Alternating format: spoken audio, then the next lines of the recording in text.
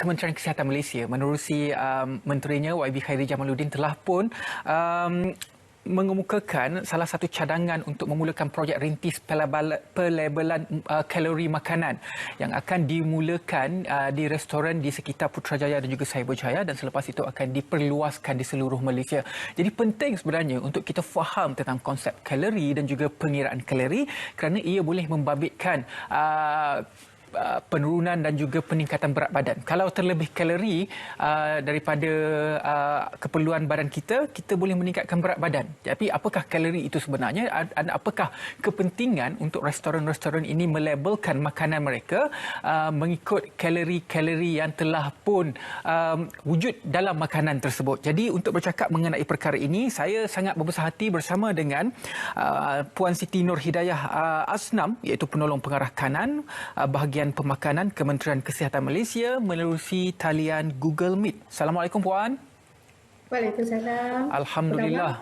Jadi satu pergerakan ataupun movement yang saya kira tepat untuk kita mendidik masyarakat Malaysia supaya bukan sahaja sebelum ini kita ada konsep pinggan suku-suku separuh, kefahaman mengenai piramid makanan dan sebagainya. Sekarang another step, kita mahu rakyat Malaysia faham tentang konsep kalori, dengan mana bila mana Kementerian Kesihatan Malaysia mengarahkan restoran untuk meletakkan label kalori makanan. Pertamanya, kita kena fahamkan dulu masyarakat mengenai konsep kalori itu sendiri. Mungkin ada yang tidak faham. Puan boleh mulakan. Okey, terima kasih. Kalori makanan ini adalah sebenarnya nilai tenaga yang terkandung dalam sesuatu makanan atau minuman yang kita ambil. Dan ianya diukur dalam unit kilokalori atau kilocal. Nilai kalori ini bergantung kepada karbohidrat, protein dan juga lemak. Jadi 1 gram karbohidrat membekalkan 4 kilokal tenaga, dan begitu juga dengan protein, 1 gram protein membekalkan 4 kilokal tenaga, tetapi berbeza bagi lemak, di mana 1 gram lemak membekalkan 9 kilokal tenaga. Maksudnya tenaga yang dibekalkan oleh lemak lebih tinggi berbanding karbohidrat dan juga protein. Dan ini adalah sebab utama kenapa kita tidak digalakkan mengambil makanan yang bergoreng dalam kuantiti yang berlebihan, kerana kandungan lemak ataupun minyak dalam makanan tersebut akan meningkatkan kalori makanan tersebut. Jadi bagaimana untuk kita memahami dan juga menentukan keperluan kalori badan kita sendiri? Kerana apa? Badan kita ini dengan orang lain berbeza dan kita ini unik sebenarnya. Ya, betul. Jadi anggaran keperluan kalori untuk kadar metabolik asas seseorang individu boleh dikira menggunakan formula sebenarnya. Tetapi secara umumnya, keperluan kalori bagi orang dewasa yang sederhana aktif adalah di antara 1,800 hingga 2,200 kilokal. Dan keperluan kalori ini bergantung kepada beberapa faktor. Yang pertama, jantina. Lelaki kebiasaannya memerlukan lebih banyak kalori berbanding wanita disebabkan ratusan otot dalam tubuh mereka yang lebih tinggi berbanding wanita.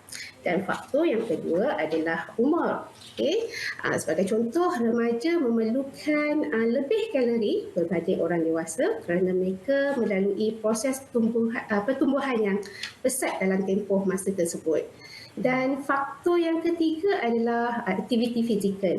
Jadi keperluan kalori juga akan meningkat jika seseorang individu tersebut mengamalkan aktiviti fizikal yang aktif berbanding yang kurang aktif ataupun sedentary. Jadi apakah kepentingan kita untuk kita faham tentang pengiraan kalori untuk badan kita sendiri? Pengiraan kalori ini dapat membantu setiap individu mengetahui keperluan tenaga dan nutrien untuk tubuh badan mereka sebenarnya.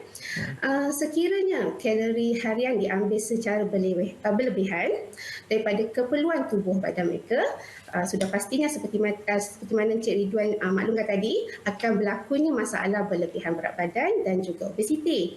Apa yang dikhawatiri untuk masalah berlebihan dalam berat badan ini dan juga obesiti, masalah ini boleh meningkatkan risiko penyakit tidak berjangkit seperti diabetes, hipertensi dan juga penyakit jantung.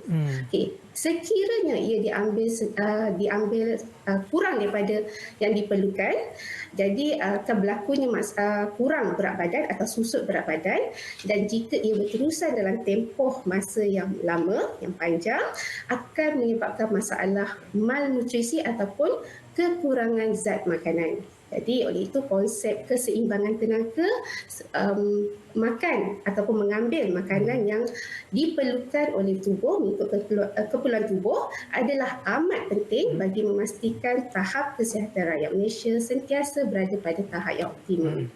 Tapi Puan, apabila kita bercakap mengenai keperluan kalori, ya betul, ada makanan, kalau kita bersandarkan kepada pengiraan kalori semata-mata, saya kira kita tidak dapat membezakan makanan yang berkualiti dengan tidak berkualiti. Mungkin Puan boleh bezakan dan berikan contoh makanan yang berkalori tinggi tetapi berkualiti berbanding dengan berkalori tinggi tetapi tidak berkualiti untuk badan. Okey, baik. Sebenarnya ada perbandingan 3 jenis makanan. Iaitu antaranya adalah makanan yang tinggi kalori seperti keripik ataupun kentang goreng. Itu antara contoh makanan yang mempunyai nilai kalori yang tinggi tetapi nutriennya adalah rendah. Berbeza dengan makanan lain yang lebih komplit, yang lebih lengkap, seperti contohnya nasi ayam, di mana dalam nasi ayam itu ada kandungan sumber karbohidrat, ada sumber protein dan juga sumber serat, iaitu daripada sayur yang ada dalam set nasi ayam tersebut. Jadi walaupun ketiga-tiga ni kita boleh lihat hampir sama kandungan kalori ketiga makanan tersebut, tetapi dari sudut keseimbangan nutrien sudah pastinya lah nasi ayam memberikan nilai nutrien lebih baik kerana adanya sumber-sumber ataupun kumpulan makanan yang seperti yang dinyatakan tadi. Jadi kita bukan saja perlu melihat dari segi nilai kalori makanan, tapi kita juga perlu bijak memilih menu yang berkhasiat untuk memenuhi keperluan kalori harian kita. Jadi kalau kita berbalik kepada inisiatif yang dilakukan oleh KKM untuk mengarahkan restoran meletakkan label kalori makanan pada setiap makanan yang dijual di restoran ataupun di kedai masing-masing, kenapa pihak KKM sangat-sangat mahukan inisiatif ini dijalankan? Okey, berdasarkan survey yang dijalankan oleh Jabatan Perangkat Malaysia pada tahun 2019, sebenarnya rakyat Malaysia ni telah memperuntukkan sebanyak 11.2% perbelanjaan isi rumah untuk makan di luar. Jadi daripada peratusan ini sebenarnya meningkat jika dibandingkan pada tahun 2004 dan juga 2005, di mana hanya mencatatkan 8.7% pada tahun berikut. Dan daripada data ini sebenarnya kita boleh lihat budaya makan di luar ni sebenarnya kian diamalkan oleh rakyat Malaysia. Jadi oleh itu pengusaha premi makanan perlu memainkan peranan yang sangat penting dalam memastikan setiap makanan yang mereka jual kepada pelanggan, pada pengunjung telah dilabelkan nilai kalori makanan. Dan dengan ini persekitaran yang menyokong amalan makanan sihat di premi makanan dapat diwujudkan. Di peringkat kementerian, apakah harapan yang ingin dicapai melalui inisiatif ini? Okey, sebenarnya Malaysia merupakan negara paling obes di Asia Tenggara, di mana setiap 2 individu dewasa Malaysia mengalami masalah berlebihan berat badan atau obes. Jadi oleh itu melalui inisiatif ini adalah amat diharapkan agar rakyat Malaysia akan menjadi celik kalori, dan mereka tahu untuk memilih makanan berkhasiat bagi memenuhi keperluan tubuh mereka ketika mereka makan di luar. Dan sekaligus sebenarnya dapat menangani masalah pemakanan rakyat Malaysia. Jadi Puan, kita sambung sedikit lagi. Selain daripada pengiraan kalori, apa lagi konsep tentang kesihatan dan juga makanan ini yang perlu difahami oleh rakyat Malaysia dalam melengkapkan satu hidangan yang seimbang untuk diri sendiri? Okey, yang pertamanya adalah mereka perlu tahu memilih makanan yang kurang kalori dan di mana mereka tak perlu, yang pertama mereka perlu tahu keperluan kalori mereka, keperluan kalori harian mereka berapa, dan kemudian mereka perlu bijak memilih makanan-makanan berkhasiat untuk memenuhi keperluan kalori mereka. Dan sudah pastinya makanan rendah kalori perlu diutamakan bagi mengelakkan masalah berlebihan pengambilan kalori harian mereka yang seperti yang saya maklumkan tadi, melebihi daripada keperluan kalori tubuh mereka. Apa pula pandangan dan juga komen Puan berkaitan dengan diet-diet yang diamalkan di kalangan masyarakat? Pelbagai jenis diet yang saya kira bila kita baca antara laporan yang dikeluarkan, banyak yang memberi kesan ya positif, ada negatif pun ada. Kebanyakan diet-diet yang ada di pasaran, boleh ulang balik soalan? Itulah, macam dalam masyarakat kita kan banyak menggunakan diet. Contohnya, tak makan nasi, diet karbo, potong gula, diet ikut jenis darah, keto diet dan sebagainya. Apa pandangan Puan mengenai diet sebegini? Baik.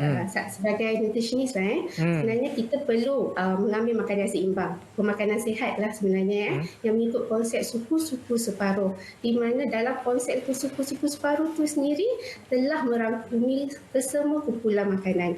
Jadi, apa yang kita perlu tahu adalah kita ada saranan pengambilan makanan piramid makanan Malaysia. So, daripada piramid makanan Malaysia, itu adalah sarana pengambilan makanan yang perlu diambil sepanjang hari. Maksudnya dalam tempoh 1 hari. Dan berbeza untuk suku-suku separuh. Suku separuh adalah panduan untuk mengambil makanan dalam untuk sekali makan untuk satu menu. Jadi suku-suku separuh lebih kepada kita mengawal portion makanan kita.